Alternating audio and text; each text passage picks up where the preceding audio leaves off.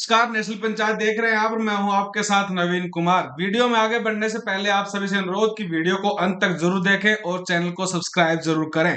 तो चलिए बात करते हैं मालवीय नगर विधानसभा सीट के चुनावी इतिहास की कि यहाँ पर 1998 से लेकर 2020 तक कौन सी पार्टी का कब्जा रहा है और यहाँ की जनता ने किस नेता को अपना पूरा आशीर्वाद दिया है। अगर हम बात करें 2025 के मौजूदा विधानसभा चुनाव की, तो यहाँ पर फिर से आम आदमी पार्टी की तरफ से सोमनाथ भारती को टिकट दिया गया है। तो वहीं कांग्रेस पार्टी की तरफ से यहाँ पर जितेंद्र कुमार कोचर को यहाँ पर टिकट दिया गया है।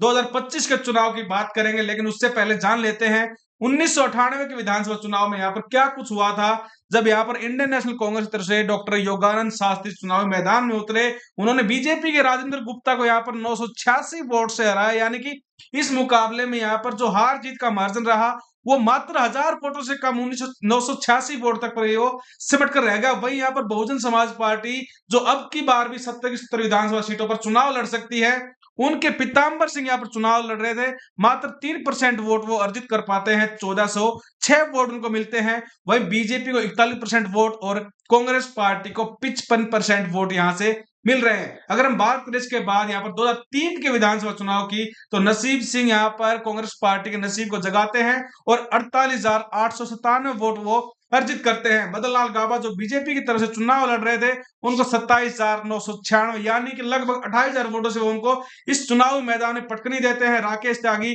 बहुजन समाज पार्टी की तरफ से चुनाव लड़ते हुए अपना वोट ग्राफ यहाँ पर बीएसपी का बढ़ाते हैं 3 से 4%, यानी कि 2,852 को वोट मिलते हैं। बीजेपी का वोटिंग परसेंटेज रहता है 34%, यानी कि 26,948 वोट।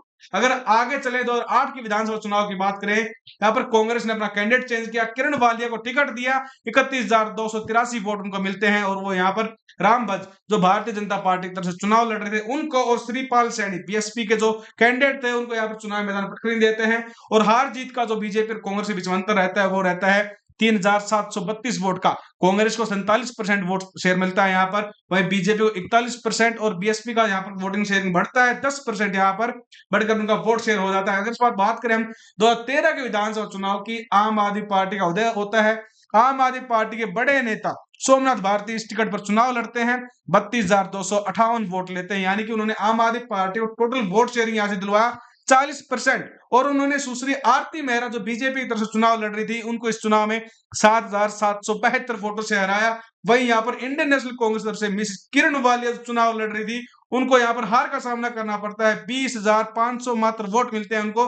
कांग्रेस का वोट शेयर यहाँ पर बीजेपी से भी कम दिखाई दे रहा है, जहां बीजेपी को 30% मिल रहा है तो कांग्रेस पार्टी को 25% यहाँ पर इस चुनाव में वोट शेयर मिला है दिल्ली की जनता की तरफ से मालवीय नगर की विधानसभा सीट पर। अगर इस बात करें 2015 के चुनाव की, तो फिर से सोमनाथ भारती इस टिकट पर चुनाव लड़ते हैं आम आदमी पार्टी की तरफ से और 51,196 वोट है वो यहाँ पर अर्जित करते हैं। और जो वोट शेयर रहा है यहाँ पर बीजेपी की डॉक्टर नंदिनी शर्मा जो चुनाव लड़ रही थी, उनको 15,897 वोटों से हराते हुए उन्होंने यहाँ पर टोटल 54.99% वोट शेयर लिया, यानी 55% लगभग आम आदमी पार्टी ने एक तरह सुपड़ा साहब यहाँ पर कर दिया। साथ ही डॉक्टर नंदिनी शर्मा जो चुनाव लड़ रही थी, उनको 35,299 वोट मिलते हैं, यानी कि 36,000 के आसपास, माफ कीजिएगा 35,300 के आसपास उनको वोट मिलते हैं। वही डॉक्टर योगानंद शास्त्री चुनाव लड़ते हुए यहाँ पर मात्र 5.97% वोट से दिलवा पाते हैं कांग्रेस पार्टी को और आम आदमी पार्टी का 54.99% यहाँ पर ग्राफ बढ़ता है वोटिंग का। इसके बाद अगर बात करें लास्ट चुनाव की, तो यहाँ पर सोमनाथ भारती चुनाव लड़ते हैं और सोमनाथ भारती फिर से हैट्रिक लगाते हुए यहाँ पर नजर आते हैं 52,043 वोटों के साथ, यानी कि उन्होंने यहाँ पर शैलेंद्र सिंह मोंटी जो भाजपा की तरफ से चुनाव लड़ रहे थे, उनको बड़े मार्जिन से 18,144 वोटों से यहाँ से उनको हराते हुए 57.97 यानी वोटिंग परसेंटेज जो रहा फिर से इस चुनाव में आम आदमी पार्टी का बढ़ता दिखाई दिया। 58% के लगभग उन्होंने वोट शेयर कमाया।